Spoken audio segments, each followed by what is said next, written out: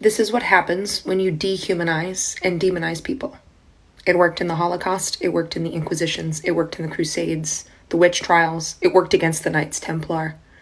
When you can take a group of people and make them less than human, you get unspeakable cruelty. And then you end up with a group of people who believe that not only is what they're doing not really that bad, but maybe even a good thing to eradicate these subhuman people. That's why serial killers so frequently target sex workers. Many of them will claim they're cleaning up the street, but they also know, one, that they don't think that they're human, two, that the police won't really investigate because they're less than, to the point where the NYPD used to have an unofficial moniker for dead sex workers called NHI, no humans involved. This is what happens when you strip people of their innate humanity, wickedness, and unspeakable cruelty. Because no person, I don't care what gender, should experience this. But this is the recipe.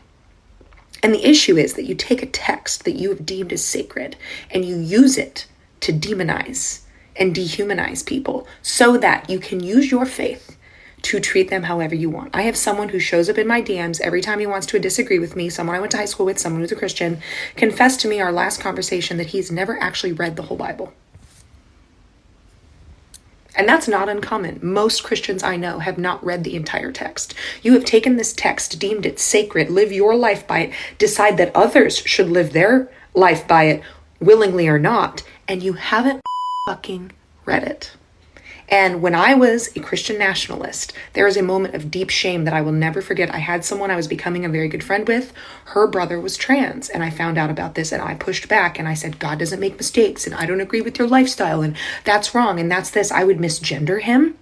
And eventually she blocked me, as she should. And in my Christian fundamentalist mind, I was like, oh my God, she's persecuting me because I'm a Christian and I'm standing up for what's right. No, she blocked me because I was being a to her brother.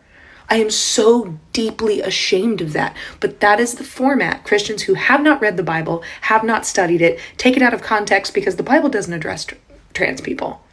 Use it as a weapon to stab people with instead of an excuse to love everyone with. And the irony of it is it defies the character of the very God they say they serve. That they say that God is good and God is love.